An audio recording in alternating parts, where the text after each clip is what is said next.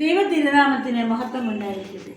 പരിശുദ്ധ ദൈവമാതാവിൻ്റെ സ്വർഗാരോപണ തിരുനാളിനോടനുബന്ധിച്ചുള്ള ഈ ദിവസങ്ങളിൽ ഞാൻ നിങ്ങൾക്കായി വിചിന്തനം ചെയ്യാൻ ആഗ്രഹിക്കുന്നത് കഷ്ടപ്പാടുകളിൽ പ്രത്യാശയുടെ മാതൃകയായി മറിയം. വിശ്വാസത്തിലും സഹനത്തിലും പ്രത്യാശയുടെ മാതൃകയാണ് പരിശുദ്ധ മറിയം. പരിശുദ്ധ ദൈവമാതാവിൻ്റെ ജീവിതത്തിലെ വേദനകളിലും കഷ്ടപ്പാടുകളിലും പരിശുദ്ധ അമ്മ പ്രത്യാശയും വിശ്വാസവും നിലനിർത്താൻ നമ്മെ പഠിപ്പിക്കുന്നു. പരിശുദ്ധ കന്യാമറിയത്തിൻ്റെ അചഞ്ചലമായ വിശ്വാസത്തിൻ്റെ ഉറവിടമാണ് പ്രത്യാശ. ഗബ്രിയേൽ ദൂതൻ പരിശുദ്ധ കന്യകാമറിയത്തോടെ മംഗളവാർത്തയിലൂടെ താൻ ദൈവപുത്രൻ്റെ അമ്മയാകാൻ പോകുന്നു എന്ന് മറിയം മനസ്സിലാക്കുന്നു. സാധാരണ ഒരു സ്ത്രീ ആയിരുന്നുവെങ്കിൽ ഈ ലോകം തന്നെ തൻ്റെ കാൽച്ചുവട്ടിലാക്കാമെന്ന ചിന്താഗതിയിൽ പോകുമായിരുന്നു. എന്നാൽ പരിശുദ്ധ ദൈവമാതാവ് തനിക്കും തൻ്റെ പുത്രനും വരാനിരിക്കുന്ന കഷ്ടതകളെക്കുറിച്ച് പരിശുദ്ധാത്മാവിൻ്റെ കൃപയാൽ എല്ലാം ഗ്രഹിച്ചിരുന്നു. ആയതിനാലാണ് വിശുദ്ധ ബൈബിളിൽ വിശുദ്ധ ലൂക്കോസ് ശ്ലീഹായുടെ സുവിശേഷത്തിൽ 2-ാം അധ്യായം 19-ാം തിരുവചനം ഇപ്രകാരം എഴുതിയിരിക്കുന്നു. മറിയമാകട്ടെ ഇതെല്ലാം ഗ്രഹിച്ച് ഗാഢമായി ചിന്തിച്ചുകൊണ്ടിരുന്നു. ശിമിയോൻ പ്രവാചകന്റെ പ്രവചനം കേട്ട് അമ്മയുടെ മകനെ സഹനം ഉണ്ടാകുമെന്ന് അറിഞ്ഞിട്ടും അവൾ അത് വിശ്വാസത്തോടെ സ്വീകരിച്ചു.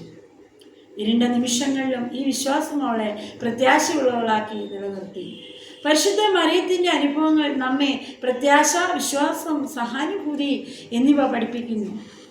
ആദിമ മാതാവായ ഹവ്വ ചെയ്ത അനുസരണക്കേട് എന്ന പാപത്തിന് പരിഹാരമായി മാനവരക്ഷയ്ക്ക് വേണ്ടി സ്വയം ബലിയായ ദൈവപുത്രൻ്റെ മാതാവായ പരിശുദ്ധ കന്യാമറിയത്തിൻ്റെ സഹനത്തിലൂടെയും കഷ്ടതകളിലൂടെയും ദൈവവിശ്വാസത്തിലൂടെയും പ്രത്യാശയിലൂടെയും 2-ാം ഹവ്വയായി പരിശുദ്ധ അമ്മ മാറുകയും ചെയ്തു. ദൈവമാതാവ് താനാകാൻ പോകുന്ന ആ നിമിഷം മുതൽ കാൽവരിയിലെ ആ കുരിശിൻ ചുവട്ടിൽ തിരുക്കുമാരൻ്റെ മരവിച്ച ശരീരം മടിയിൽ കിടത്തിയ ആ നിമിഷം വരെ അനുഭവിച്ച വേദനയ്ക്ക് പിന്നിൽ ഒരു ഉയർത്തെഴുന്നേൽപ്പിൻ്റെ ഉണ്ടെന്നുള്ള പ്രത്യാശയാണ്.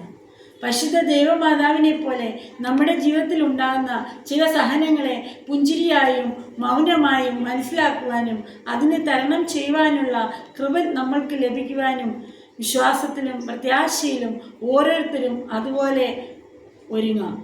ദുഃഖങ്ങളും ദുരിതങ്ങളും രോഗങ്ങളും കഷ്ടപ്പാടുകളും ഒക്കെ വരുമ്പോൾ നമ്മൾക്കും ജീവിതത്തിന് പ്രത്യാശയുള്ളവരായി മാറാൻ കഴിയട്ടെ എന്ന് പരിശുദ്ധ അമ്മയായ കന്യാമറിയത്തിനോട് മാധ്യസ്ഥം ആവശ്യിക്കാം.